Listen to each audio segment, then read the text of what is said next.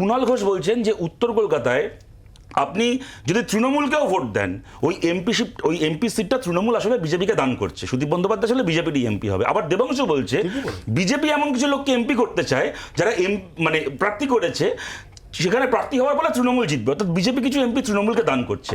এবার আমি পাল্টা তোমার একটা কথা বলি, ধরো ব্যারাকপুর, আমি জাস্ট একটা কেস স্টাডি হিসেবে বলছি, ব্যারাকপুর লোকসভা কেন্দ্রে গতবার তৃণমূলের যে কর্মীরা রাস্তায় নেমেছিলেন দীনেশ ত্রিবেদীর হয়ে, তারা দেখছেন যে দীনেশ ত্রিবেদী এখন বিজেপির পার্টি অফিসে বসে আছে। বিজেপির যে কর্মীরা রাস্তায় নেমেছিলেন অর্জুন সিং এর হয়ে, তারা দেখছেন অর্জুন সিং তাদেরকে ফেলে রেখে এখন তৃণমূলের পার্টি অফিসে বসে আছে। আমাদের যে কর্মীরা রাস্তায় নেমেছিলেন গার্গী চ্যাটার্জির হয়ে, আমরা জিততে পারিনি, কিন্তু গার্গী চ্যাটার্জি আমাদের কর্মীদের সাথে ব্যারাকপুরের রাস্তায় লাল পতাকা নিয়েই আছেন। আমি মানুষের কাছে অ্যাপিল করছি, দলগুলোর চেহারা আপনারা দেখতে পাচ্ছেন। টালিগঞ্জে ওখানকার যে বিজেপির সমর্থকরা দেখলেন যে বাবুল সুপ্রিয়কে তারা ভোট দিলেন, আঙুল থেকে ভোটের কালি উঠতে পারলো না মহপিয়াদি, তার আগে বাবুল সুপ্রিয়কে তৃণমূলের ক্যাবিনেটের মন্ত্রী হয়ে গেল। এটা কি রাজনীতি হচ্ছে? আজকে একটা লোকের নাম ওরা প্রার্থী হিসেবে ঘোষণা করেছে, তার হচ্ছে ওই সৌমেন্দু আর দিব্যেন্দু অধিকারীর নামও বোধহয় ঘোষণা করা হয়েছে, সৌমেন্দু অধিকারীর নাম ঘোষণা করা হয়েছে।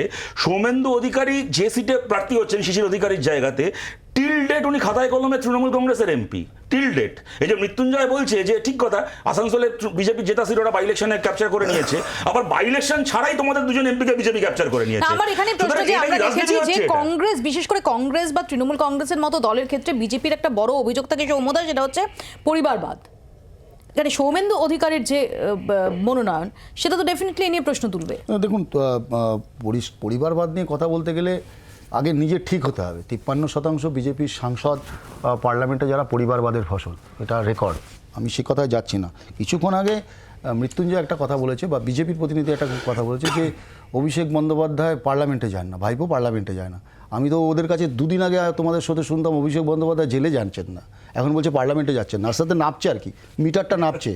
তো এখন বলছে যে দেখুন এসব হচ্ছে কি বলে, তো এইসব হচ্ছে যত বেশি মিটিং হবে রাজভবনে, যেখানে সাংবাদিক জানতে পারবে না, যেখানে কাগজ থাকবে না, পেন থাকবে না, কলম থাকবে না, আইএস অফিসার থাকবে না, মন্ত্রী থাকবে না, কিন্তু মিটিং হবে, প্রোটোকল হবে, চা খেয়ে চলে এসেছি, গল্প করেছি। আচ্ছা কি গল্প করেছে? মুখ্যমন্ত্রী আর প্রধানমন্ত্রী ডিস্টার্ব করা ভাই, প্রধানমন্ত্রী আর মুখ্যমন্ত্রী কি গল্প করেছে?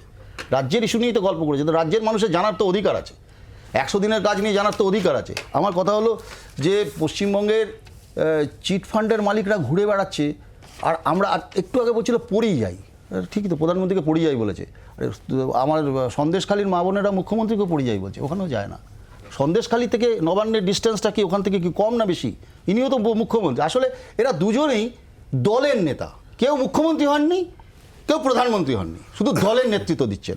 আজকের দিনে দাঁড়িয়ে এই যে একটু আগে শুভদীপ একটা খুব সুন্দর কথা বলছে, জানো আজকে 6% হচ্ছে মহিলা অ্যাট্রোসিটিস সারা ভারতবর্ষে, সেখানে 20% ওপর হচ্ছে পশ্চিমবঙ্গে, 20%-এর বেশি অ্যাট্রোসিটিস ইন অন উমেন পশ্চিমবঙ্গে। আমরা মহিলা মুখ্যমন্ত্রী, আমরা বলতে পারবো না।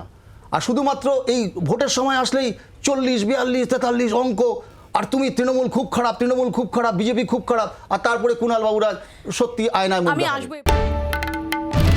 বাংলার আওয়াজ, বাঙালির আবেগ, জি 24 ঘন্টা।